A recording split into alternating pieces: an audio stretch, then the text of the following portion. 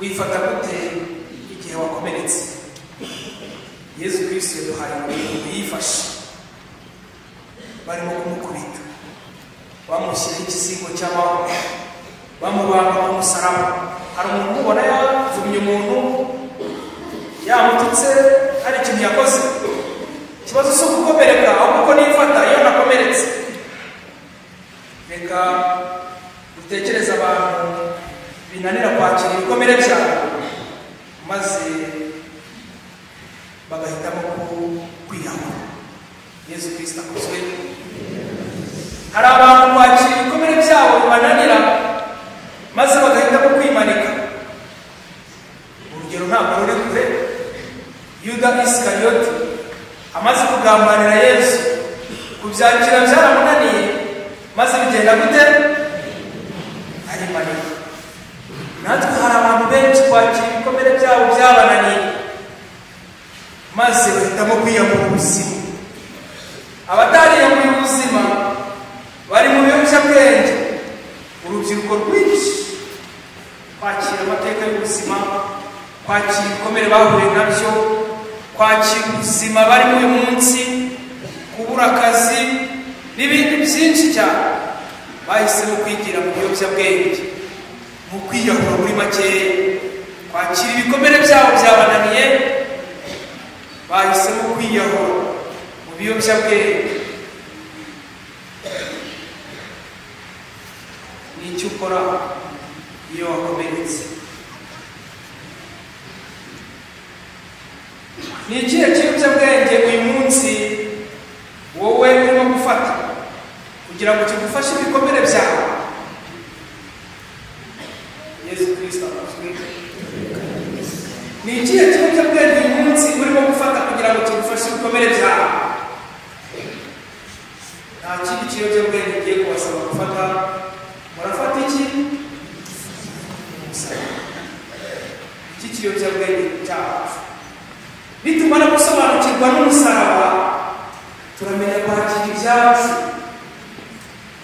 Nitumara gusobanukirwa n'ibyabereye ku musaraba, turamenya kwiyakira twebwe ubwacu. Niyo mpamvu bahaye ikiyobyabwenge kitari mu bwinshi, ahubwo kibagahe ubuzima. Ibikomere byacu nka Yesu bidufashe gukunda abandi cyane. Aho kwitekerezaho, nidutekereze ku bandi. Aho guhora ntekereza ibyo nambuwe, nk'uko Yesu Kristo atigeze atekereza uburyo yakuye ibyo byose, nidutekereze mu gufasha abandi. Igihe cyose tutitekerejeho, tugatekereza abandi, tuzibona muri urwo rukundo, kandi bitumye ubuzima bujya mbere. Iyo umuntu akunze nawe agakundwa, ahari urukundo n'umubano, Imana ihari. Yesu Kristo akozwe.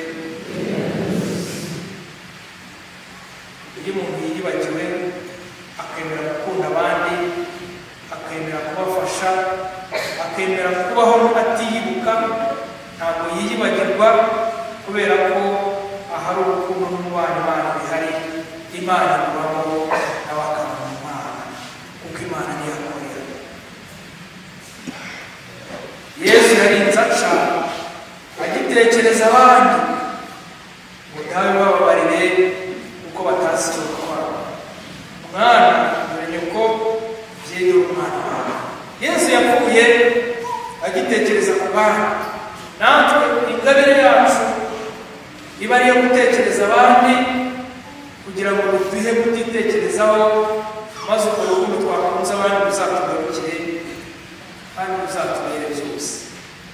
Bavandimwe, umusaraba, ubutwe bw'abakristo ntabwo ari igiti gusa nk'uko abandi batemera babibona, ahubwo ni isoko idudubiza y'amizero.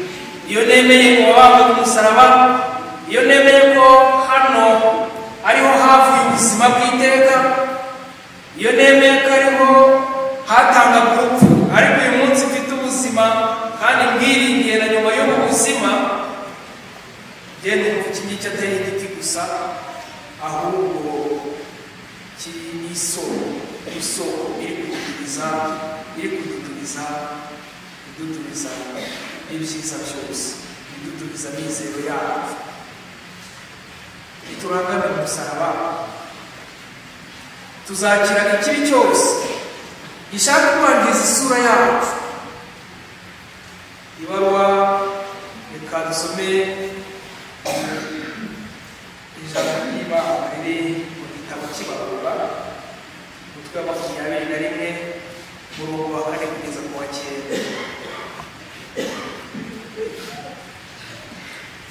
Bava hafi y'umusozi wa Hori bafata inzira iva ku nyanja y'Urufunzo bakagenda bakikira igihugu cya Edomu.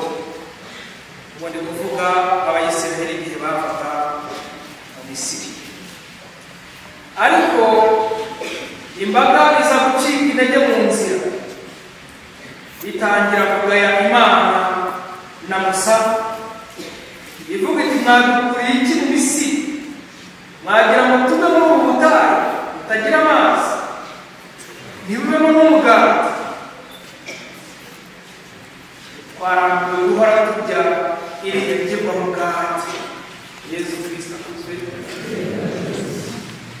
Bayisiraheli ubu ngubu tubaho natwe, ubu ngubu turiho.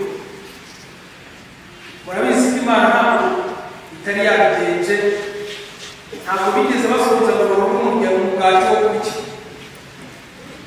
Ariko namwe nimurebe uyu munsi barimo kwijujura. Ubundi mwatuzanye hano kugira ngo twicwe n'inzara? Ukuntu byagenze, Uhoraho akeza Abayisiraheli inzoka zifite ubumara butwika, zirabarya bapfamo benshi cyane. Barabura 21 kugeza ku 9 uraza kubibona. Bamaze gupfamo benshi rero, ukuntu byagenze, imbaga irazisanga Musa iramubwira iti twakoze icyaha, igihe twakugayaga wowe n'Uhoraho, none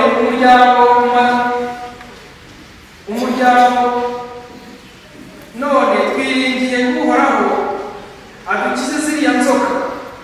Musa asaba imbabazi umuryango, maze Uhoraho aramubwira ati curisha inzoka isa n'izo zabateye, uyimanike ku giti, uwo zizajya zirya akayireba azajya akira.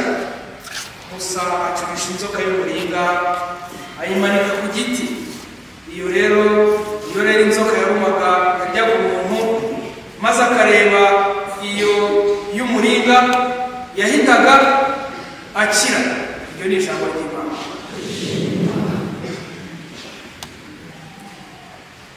Abayisiraheli barijujuse, maze Uhoraho abateza inzoka,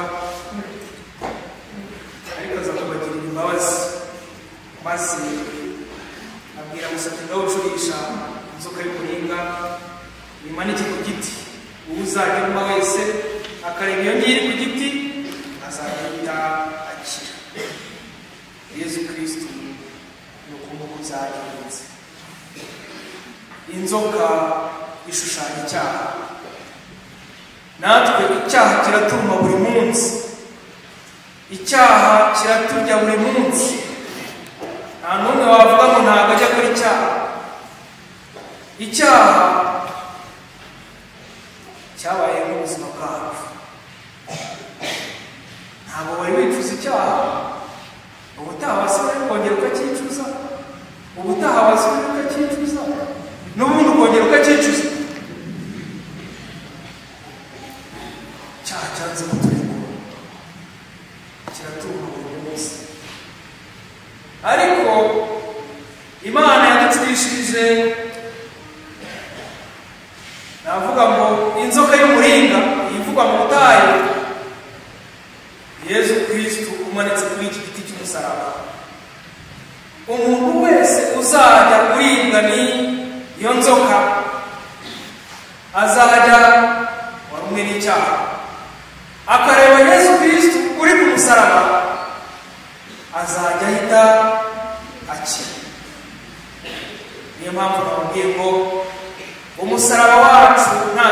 gusa, ahubwo ni isoko y'amizero y'ubuzima, ubuzima butari ubw'aha ku isi. Ubu buzima ahubwo ni isoko y'ubuzima bw'iteka.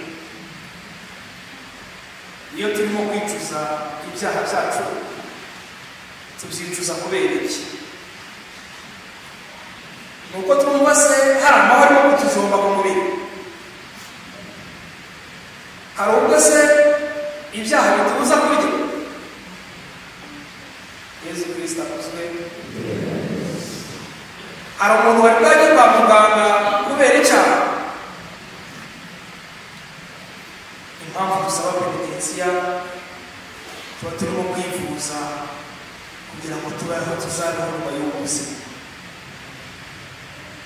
Impamvu dusaba penitensiya, tuba twagiye kwa muganga kugira ngo ubuzima bwacu bwa hano ku isi busumwe n'ubuzima buzahoraho. Nta muntu ujya ku ntebe ya penitensiya agiye kwivuza ikibyimba, ariko ikibyimba bafite ni ikihe? Ni icyaha. Ni nayo mpamvu ubuzima bwacu bw'iteka, ubuzima buzahoraho, ubuzima twiteguye kuzabamo nyuma y'ubu buzima, nta handi buzava usibye umusaraba. Uyu musaraba mureba niho ibyiza byose, niho ubukristo bwose bwavuye, niho ubuzima bwa gikristo bwavutse, isoko y'amizero. Ni nayo mpamvu uyu munsi dufite icyizere tuvuga ngo niyo napfa nzabaho. Bavandimwe, umusaraba wa Yesu Kristo ni isoko y'amizero arambye, ni isoko y'icyizere umukristo wese yakagombye kuba afitiye umusaraba, umukristo wese yakagombye kuba afitiye Kristo. Nayo mpamvu uwo musaraba ushushanya imisaraba yacu. Umusaraba wa Yesu Kristo ushushanya umusaraba wacu. Nk'uko twabibonye imisaraba yacu buri wese afitiwe, icyo tugiye gusaba Nyagasani kuri uyu wa gatanu mutagatifu ni ubutabucamo kabiri. Icyo tugiye gusaba Nyagasani ni uko imisaraba yacu tuyihuza n'umusaraba we, kugira ngo tubambamwe nawe, maze tuzazukane nawe ku munsi wa gatatu. Pasika izatubera impamvu yo guhimbaza umusaraba. Tujye twumva neza ko nta pasika ishobora kubaho hatabayeho wa gatanu mutagatifu. Nta zuka rishobora kubaho hatabayeho urupfu. Natwe ubwo twapfanye na Yesu Kristo, twiringiye ko umunsi umwe tuzasukana nawe. Uyu musaraba rero utubere impamvu yo kuba abakristo byuzuye, uduhuze na Yesu Kristo uwo wambweho, utubere impamvu yo guheka imisaraba yacu, utubere impamvu yo kuzirikana ku byaha byacu, utubere impamvu yo kuzirikana ko tudakwiye guheranwa n'icyaha, ahubwo dukwiye gutera agatambwe maze ibyo byaha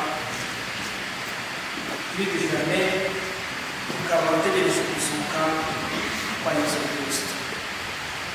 Icyo twizera kandi twiringiye ni uko umunsi umwe imisaraba yacu izaba itakivugwa, twese tuzinjira mu bwiza, mu byiza, aho twiteguye kuzaba, aho twiringiye kuzaba, aho urunyo rutazaba, aho urupfu rutazakora, ahubwo ubuzima bw'iteka, aho tuzaba imbere y'Imana. Hari umuntu wari nta muntu uraroga yagiye mu ijuru hano maze ukaguruka nta muntu uraguruka ukaguruka kumva watwawe nyine kumva wagiye hanyuma mu kanya gatoya ukaza kwisanga mu kibyaha muzi ukuntu birakaza mu bitotsi cyane kubera ko ahantu twifuza kuzaba ahantu twifuza kuba twebwe ubwacu ntabwo ari ahangaha ku isi ahubwo turifuza kuzaba umuco rero kugira ngo tujyeyo nuko imisaba yacu tuyihuza n'uwo Yesu Kristo maze tukabwira Yesu tuti dore aha n'aha ntabwo twabashije kwitwara neza ibi n'ibi ntabwo nigeze ntabivuze keretse abaje none hariho batari mu cyumba bya bintu byose navuze mugerageze buri wese azi kuza gutoranyamo ibintu byiwe hanyuma abishyire ku musaraba abibambe hamwe na Yesu Kristo maze twese tubashe kujya kwizuka twebwe nta n'umwe ufite ahahungabana uwo musaraba wa Yesu icyo twiringiye ni uko atari umusaraba atari igiti gusa ahubwo muri wo hibitsemo amizero y'ubuzima buzahoraho bavuga ko uyu musaraba udashyira akadomo ku buzima ahubwo ufungurira umuryango w'ubuzima twese twifuza kuzabaho nuko buri wese agiye gushaka ibikorwa agiye gukora uyu munsi abantu baje none arababwiye ngo cyo muri buhereho ibyo mwiyirije uyu munsi ntabwo nshaka ko mutanga mu biheho cyangwa mu birye ahubwo hariho abantu bahora mu gisibo hari abantu bahora mu gisibo batajya bakivamo aho kugira ngo tubihereho ukwigomwa kwacu kuraba gushingiye nitutaha tukabibya kwigomwa kwacu kuraba gushingiye gusiba kwacu biraba bishingiye nibura nushaka umuntu ukamuha pasika tuba twizeye ko bamaze kumva igisobanuro cy'umusaraba wa Yesu n'uwe kumviraho kugira ngo atange byose kandi yarabitanze nk'uko babyumvise rero ntabwo nashatse kuvuga ibintu byinshi nashatse kubabwira bikeya kugira ngo nibura ibikeya twumvise bigende bijye mu bikorwa hari byinshi twiyandajemo hari byinshi twiyandagajemo hari ibyo twibwiraga ko biri mu buzima ariko dusanga biri mu rupfu waje none ahangaha ibyo nahoze mvuga ko icyaha kikujyana ku rupfu wowe ubwawe ugahinduka urupfu hanyuma nawe ugatangira gutanga urupfu Yesu Kristo akozwe ubona arimo kubwira abantu baje none tangira ari icyaha tangira ari ubugizi bwa nabi busanzwe bw'ubusinzi bw'ubusambanyi bw'umujura ibyo ni icyaha ukorera ibyo twicuza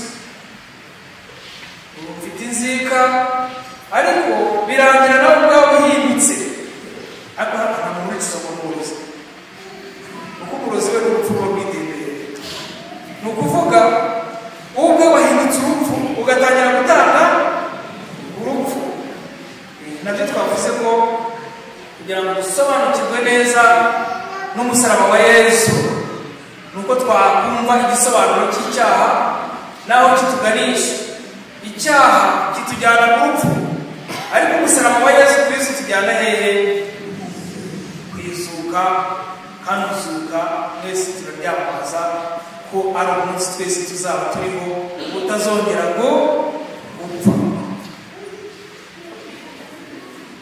yamubwira hazongera kugira ishyari ni ishyari ukagira ishyari bikarangira ryari ishyari mugenzi wawe kubera ibintu mubonanye ibyo atunze iki bityo kubera iryo shyari urupfu rukakwinjiramo ugahita ugera ukajya kumukorera ibintu bibi ibyo navugaga ko niyo utaroga ari ugasanga umuvandimwe wawe bapfuye isaha byagenze gutya bakamushyingurana kandi ugasigara uri muzima kandi nawe ugakomeza ugenda ukumva umukristo kandi urupfu rw'itemberero siko navuze Yesu Kristo akozwe nyine ukumva wakoze akantu kubera ko nyine kandi ari ishyari mahebe w'ishyari kw'inzika umuntu ukamugirira inzika ibyo navuze ngo kubera ukuntu wumva ubwawe urupfu ukaba waramwishe mu mutima byararangiye abo twishe mu mutima bo ntabwo bari benshi ariko usanga ubwaho bigarukira gusa ibi bikagutogotamo inzika ikagutogotamo hanyuma bikarangira ugiye ukamugutega nimugoroba ukamugutega Yesu Kristo akozwe bitangira n'akantu gatoya n'icyaha ibyo navugaga ngo guhera mu ntangiriro Adamu na Eva uko twabyumvise batangiye ari gusuzugura Imana ari ukugira urubuto Imana yabujije birangira Gahini yishe Abeli birangira Sodomu na Gomora turayumva Yesu Kristo akozwe niyo mpamvu utangira n'icyaha kimwe gusa uyu munsi ugatangira nyine ariko ukazarangiza ibintu byinshi sibyo bitangira ari akantu gato bikazarangira ari ibyaha birenze kimwe kandi wowe warahereye mu kintu kimwe gusa gusabe Nyagasani rero uyu munsi wa gatanu mutagatifu utubere isoko yo kumva ko tudakwiye guheranwa n'icyaha tudakwiye kuba barupfu batanga urupfu kubera icyaha ahubwo dukwiye kuba abuzima batanga ubuzima ni Yesu Kristo kuko we yemeye gutanga ubuzima yemeye gupfa nyamara wowe utanga urupfu akagakecuru mukarifuje ngo yaba naripfuye mu isi inkuru ikubise byagenze gute ariko igihugu ntibigikinishwa wowe urimo gutanga urupfu wakubwira ngo reka mwice wabyemera wabona bamaze kwirukanka niyo mpamvu babwira ngo tureke kuba abantu barimo gutanga urupfu ahubwo tube babuzima batanga ubuzima kandi twabyumvise inshuro nyinshi cyane abatari bahari umuntu atangira ari ubusambanyi bukamuzanira sida akayitera uwo babana akabyara uyifite ntuwe wakishyira umwana ku ibere Yesu Kristo akuzwe iyi nyine byatangiye ari icyaha birangiye urupfu nawe ugatanga urupfu ibyo ni twahoze tuvuga tugira tuti mureke tube abantu bafite ubuzima kandi batanga ubuzima nta handi tuzabikura atari ku musaraba wa Yesu Kristo nta handi twavuze ku bikomere buri wese afite kandi yifitemo ndagira ngo uyu munsi buri wese aze kuza gutekereza igikomere cye hari ibikomere twiteye twebwe ubwacu twitera twebwe ubwacu hari ibikomere duterwa n'abandi hari ibikomere biva ku mateka nagira ngo basubiriremo abantu baje nonaha kugira ngo mbone gusoza ko mukanya n'inzira y'umusaraba ibyo bikomere rero twese nagira ngo buri wese aze kuza gutekereza igikomere cye hanyuma icyo gikomere tubagishyira ku musaraba kumwe na Yesu Kristo ntabivuze byinshi cyane ibikomere twe ubwacu twiteye kubera icyaha ibyo twatewe n'abandi birahari byinshi ibyo twatewe n'amateka ni akayabo ko bavuga mu kinyarwanda sinzi n'imikino akayabo ibyiza ibyo byose ni ukubihuza n'ibikomere bya Yesu Kristo wabambwe ku musaraba we utarigeze avuga amagambo menshi kandi arimo akomereka arimo ava amaraso afite amahwa ahubwo akavuga amagambo meza dawe bababarire kuko batazi icyo bakora natwe duduha imbaraga zo kujya kubabarira abo bose batukomerekeje Yesu Kristo ni ku musaraba niho imbaraga ziva abo bose batukomerekeje biduha imbaraga zo kubabarira kubera ko Yesu Kristo yaravuze ngo dawe bababarira kuko batazi icyo bakora. Ibikomere byacu kubihuza n'ibikomere bya Yesu Kristo, maze amagambo agashivuga tukareba umusaraba.